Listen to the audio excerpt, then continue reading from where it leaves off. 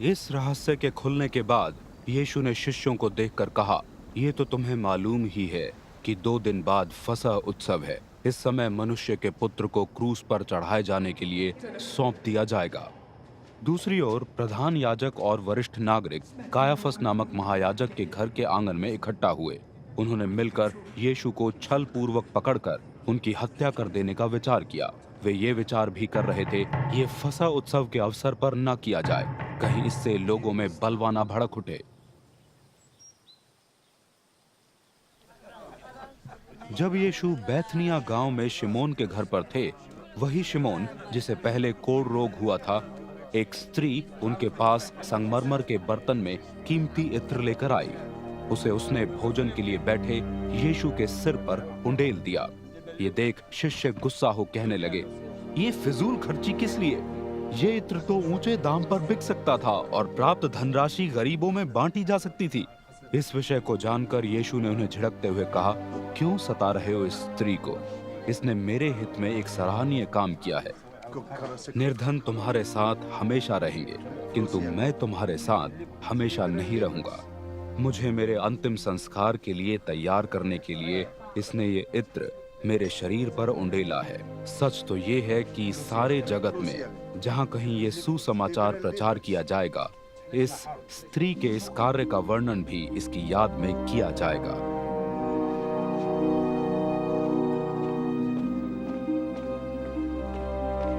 तब कार्योतवासी यहूदा, जो 12 शिष्यों में से एक था, प्रधान पुरोहितों के पास गया और उनसे विचार विमर्श करने लगा, यदि मैं यीशु को पकड़वा दूं तो आप मुझे क्या देंगे?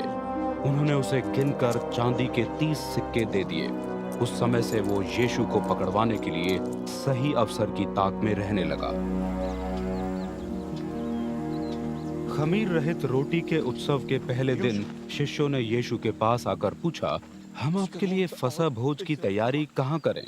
आप क्या चाहते हैं? यीशु ने उन्हें निर्देश दिया, नगर में एक व्यक्ति विशेष के पास जाना और उससे कहना, गुरुवर ने कहा है, मेरा समय पास है, मुझे अपने शिष्यों के साथ आपके घर में फसह उत्सव मनाना है। शिष्यों ने वैसा ही किया जैसा यीशु ने निर्देश दिया था और उन्होंने फसह भोज तैयार किया। संध्या समय यीशु अपने 12 शिष्यों के साथ बैठे हुए थे। जब वे भोजन कर रहे थे, यीशु ने उनसे कहा, मैं तुम पर एक सच प्रकट कर रहा हूं, तुम ही में एक है जो मेरे साथ धोखा करेगा। बहुत उदास मन से हर एक शिष्य यीशु से पूछने लगा, प्रभु, वो मैं तो नहीं हूं। यीशु ने उन्हें उत्तर दिया, जिसने मेरे साथ कटोरे में अपना कौर डुबोया था, वही है जो मेरे साथ धोखा करेगा।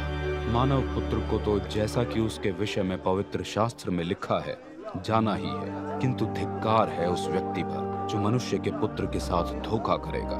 उस व्यक्ति के लिए अच्छा तो यही होता कि उसका जन्म ही ना होता। यहूदा ने, जो यीशु के साथ धोखा कर रहा था, उनसे प्रश्न किया, रब्बी, वो मैं तो नहीं हूं ना? यीशु ने उसे उत्तर दिया, ये तुमने स्वयं ही कह दिया है।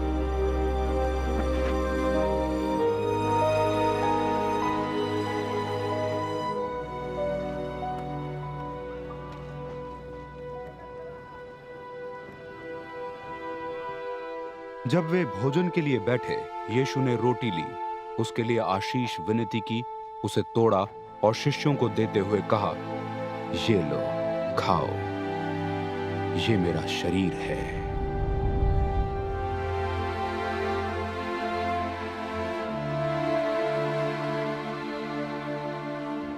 तब यीशु ने प्याला लिया, उसके लिए धन्यवाद दिया तथा शिष्यों को देते हुए कहा, तुम सब इसमें से पियो, ये वाचा का मेरा लहू है जो अनेकों की पाप क्षमा के लिए उंडेला जा रहा है। मैं तुम पर यह सच प्रकट करना चाहता हूं कि अब मैं दाखरस उस समय तक नहीं पीऊंगा जब तक मैं अपने पिता के राज्य में तुम्हारे साथ नया दाखरस न पीऊं। तब एक भक्ति गीत गाने के बाद वे सब जैतून पर्वत पर चले गए।